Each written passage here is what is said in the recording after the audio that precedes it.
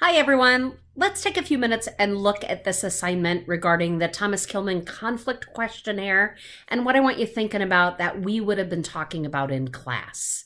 So this particular questionnaire looks at the fact that we make choices every day long about how we approach certain situations that are creating some conflict. So even think about the definition of conflict, of something being in opposition or different than something else.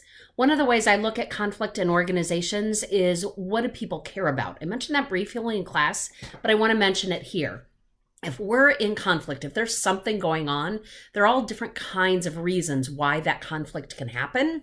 Yet, if I can figure out what you care about and what I care about in this, that gives us a whole much better chance of at least getting to the root cause or identifying what needs to be addressed. So take the questionnaire, if you're willing to do that, choose A or B. You can't choose both. So even if neither one is like you, pick which would be most like you in a given situation. What you'll also notice is as you go through the paper version of this, there's going to be some repetition because as you answer some questions, it's going to test your answer against other questions. So if it feels a little repetitive, you probably have read that statement already, and it's just testing it against something else. When you scored on the grid, if you've scored A for number 1, circle A on row 1. B for number 2, circle B on row 2, and then count the circles going down.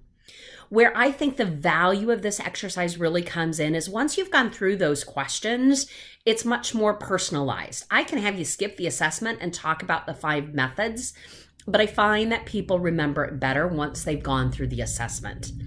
Those 5 styles, there's no one best set of scores. Usually if you have a higher score like a 9, 10, 11 in one of the categories, you'll recognize that that is your go-to strategy. So avoiders usually are the first ones to go, oh yeah, I avoid, I've got an 11 on this, I see it. If your numbers are more in the middle, so they're 5s and 6s and 7s, and they tend to be more even across the whole set of 5 strategies, or they vary across, or they're close on a couple of them, you've probably either learned or it might have just been more natural for you to be more adaptive. Because the moral to the story, if you want to say it that way, is these 5 strategies, we need all 5. There are times to force an issue.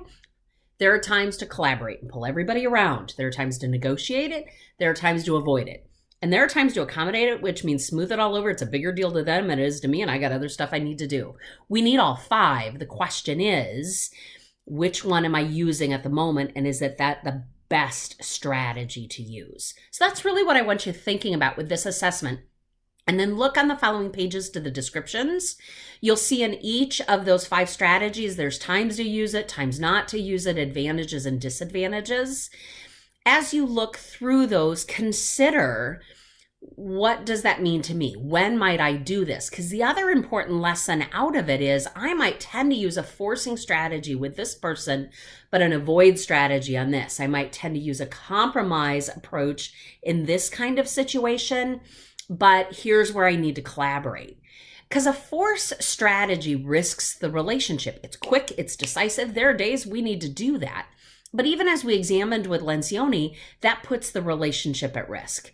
So certainly there are some things, even if you scored really low on that, a 0 or 1, there are some things you and I could have a conversation about pretty quickly to get to the fact that there are some things you won't negotiate on.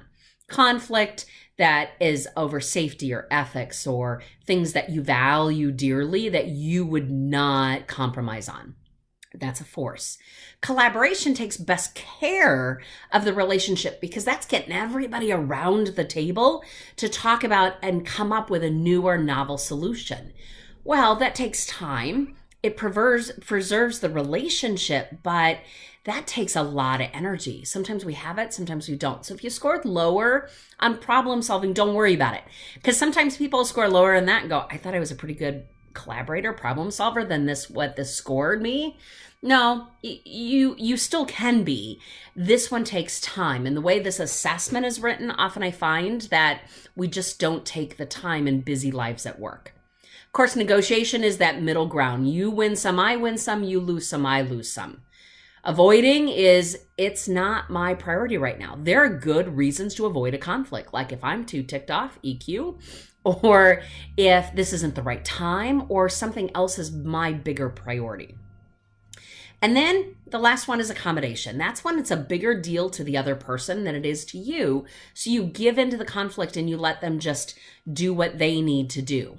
That can be quick and helpful. It can gain you some political points later, and I don't mean that in a negative way. It's you're helpful to somebody else and maybe they'll be helpful back.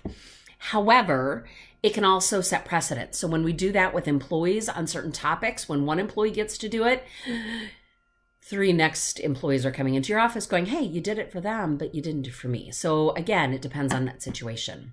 So what I really want you thinking about this weekend is, where does conflict fit into your structure, as we've talked the last few weeks about organizational effectiveness? Can an organization be effective with conflict? And how do we create the conditions or reduce the fear so people feel like we can engage in conflict and learn from it and grow from it? So as you look at the rest of that handout that's located in Brightspace, there is a chart with some circles at the end of that, and that's okay. We're going to go through that as we bring some of the discussion hopefully back together next week. Weather's not looking much better next week. So we're going to adjust. I already have plan A, plan B, plan C in place. We will figure it out. So meanwhile, make sure that you fill out the assessment as you're watching this video, if you've already gotten to this point of the video. And there's one discussion question posted. Sometimes it's a little hard to find, but if you go in the top toolbar, there's one up there that says communication, and choose discussions, and just post in there so that I know you've completed the activity, the video, and share with us something to engage in that discussion. All right. Please contact me with questions. You'll see the second part up here shortly for the makeup assignment number 2. I hope this is helpful, not just because we needed a makeup assignment. We would have been doing this in class anyways. Thank you all. Talk to you soon.